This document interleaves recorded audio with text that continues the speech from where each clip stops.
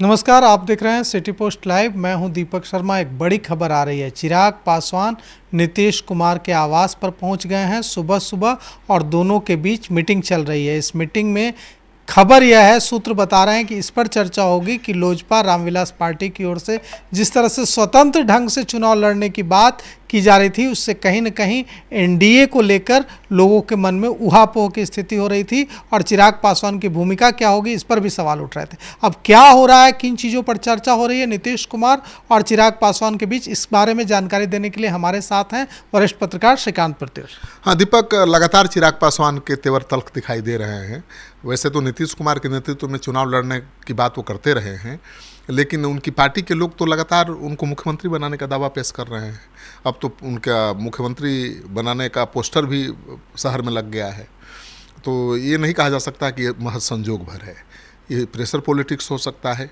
और मुझे जहाँ तक राजनीति की समझ है, चिराग पासवान को मुख्यमंत्री बनने की कोई जल्दी अभी नहीं है और मुख्यमंत्री इतना जल्दी कोई बनता भी नहीं है।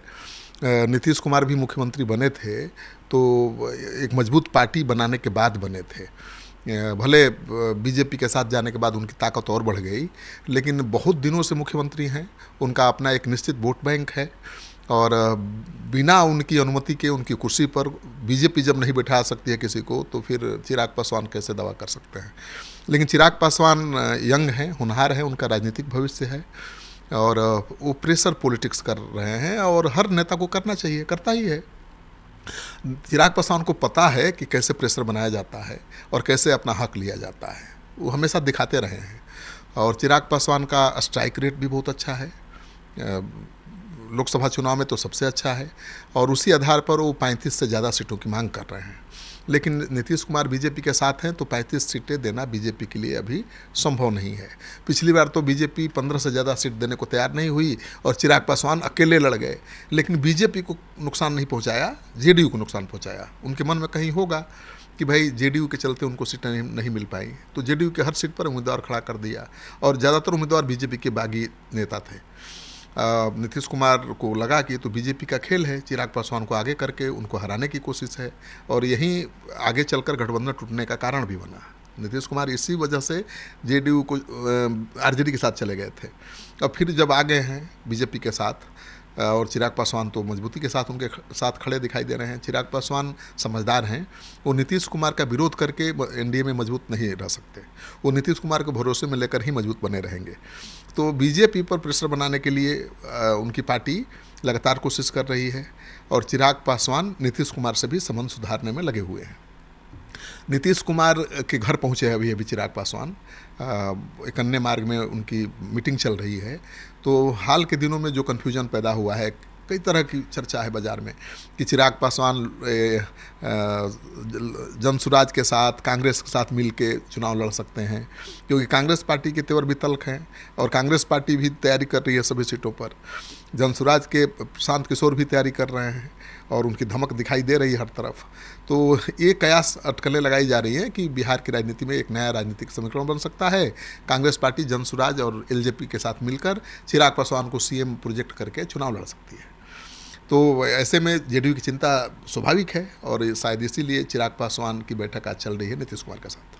देखिए, 3-4 जो फैसले लिए लोजपा रामविलास ने, इससे सीधा सीधा मैसेज गया कि एनडीए में ऑल इज नॉट वेल। एक फैसला वैशाली में प्रेस कॉन्फ्रेंस होती है जातिगत जनगणना के बाद, उस प्रेस कॉन्फ्रेंस का लोजपा रामविलास पार्टी बहिष्कार करती है और 2 घंटे के बाद अपना अलग प्रेस कॉन्फ्रेंस करती है और यह कहती है कि नेता यह कहते हैं कि हम प्रदेश अध्यक्ष के निर्देश पर अलग प्रेस कॉन्फ्रेंस कर रहे हैं। दूसरा, युवा लोजपा की ओर से फैसला लिया जाता है कि बाकायदा प्रस्ताव पारित किया जाता है कि चिराग पासवान हमारे सीएम कैंडिडेट होंगे। कल जो है पोस्टर लगाए गए हैं पूरे पटना में और यह भी ऐलान किया गया है कि हम स्वतंत्र भूमिका निभाएंगे। अब इस स्वतंत्र भूमिका को आप कैसे डिकोड करते हैं? स्वतंत्र भूमिका निभाने का मतलब कि एनडीए में नहीं रहेंगे और ज़्यादा बात बिगड़ी तो फिर से खेल बिगाड़ देंगे एनडीए का, यही हुई बात। और ऐसा वो कर चुके हैं, तो डर तो पैदा उन्होंने कर दिया है। बीजेपी को और नीतीश कुमार दोनों को डराया तो ज़रूर है, लेकिन नीतीश कुमार और उससे वो पंगा लेना नहीं चाहेंगे और नीतीश कुमार भी उनसे पंगा लेना नहीं चाहेंगे, क्योंकि वो देख चुके हैं कि चिराग पासवान अकेले जब लड़ते हैं तो कितना नुकसान होता है। चिराग पासवान के पास ट्रांसफरेबल वोट बैंक है, मतलब 5% जो वोट है वो कहीं भी ट्रांसफ़र हो जाता है और यही उनकी ताकत है। देखिए, बिहार में दलितों की संख्या तो लगभग 20% है, लेकिन कोई ऐसा नेता नहीं है दलित का जो 5% वोट ट्रांसफ़र करा सके। तो चिराग पासवान ही इकलौते नेता है, इसलिए उनकी अहमियत है। तो महागठबंधन भी तो हाथ फैलाए हुए है, बाँह फैलाए हुए कि आ जाइए और चिराग पासवान महागठबंधन के साथ भी जाएंगे तो कोई नुकसान नहीं होगा। हाँ, केंद्र में मंत्री नहीं रह पाएंगे, उनकी पार्टी के सांसदों के टूटने का खतरा है। बीजेपी तो चुपचाप बैठेगी नहीं और उनकी पार्टी में कैसे सांसद हैं आपको पता ही है। तो मुझे लगता है कि चिराग पासवान एनडीए को छोड़ना नहीं चाहते हैं और न छोड़ेंगे।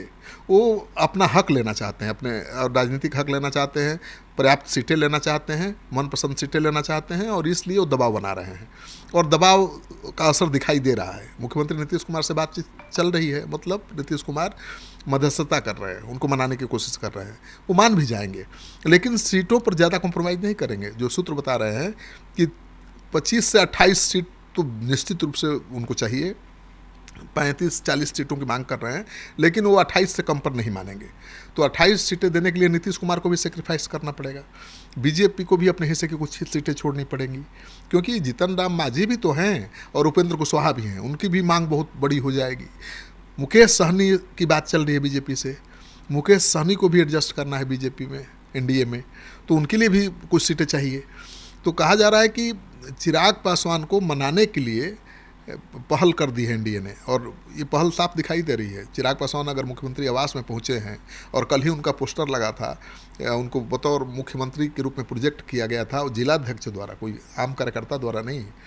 तो बिना पार्टी के अनुमति के, बिना पार्टी की सहमति के थोड़े पोस्टर लग गए चिराग पासवान के मुख्यमंत्री बनाने का, और बिना उनकी सहमति के थोड़े जुआ चिराग पासवान की पार्टी ने ऐलान कर दिया, प्रस्ताव पारित कर दिया मुख्यमंत्री वही होंगे।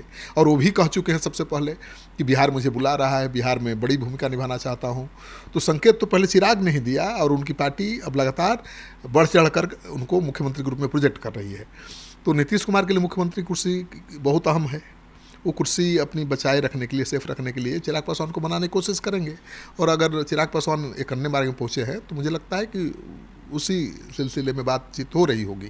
अब चिराग पासवान बाहर आएंगे तो पता चलेगा कि क्या बात हुई है, लेकिन मुझे लगता है कि अब सीटों के शेयरिंग को लेकर बीजेपी जेडीयू में सहमति बन गई है, केवल चिराग पासवान को मनाना बाकी है। और जब तक चिराग नहीं मानेंगे, उनकी सीटें तय नहीं होंगी, तब तक जीतन राम मांझी, उपेंद्र कुशवाहा की सीट तय नहीं हो पाएगी। तो मुझे लगता है कि अब जो मतभेद है, जो टकराव है, उसको दूर करने की कोशिश नीतीश कुमार कर रहे हैं चिराग से बातचीत करके।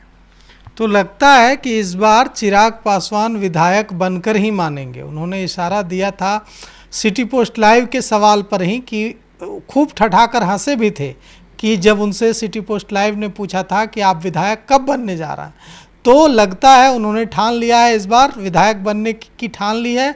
और अब आज जो बैठक चल रही है नीतीश कुमार के साथ एक अन्य मार्ग में, उसमें क्या निकलता है, क्या कुछ सहमति बनती है, कितनी सीटों पर लड़ने की सहमति बनती है और सुलह हो जाती है या नहीं होती है, इसकी खबर हम सबसे पहले आप तक लेकर हाजिर होंगे। तो फिलहाल इस खबर में इतना ही। आगे की खबरों के लिए देखते रहिए सिटी पोस्ट लाइव। शुक्रिया।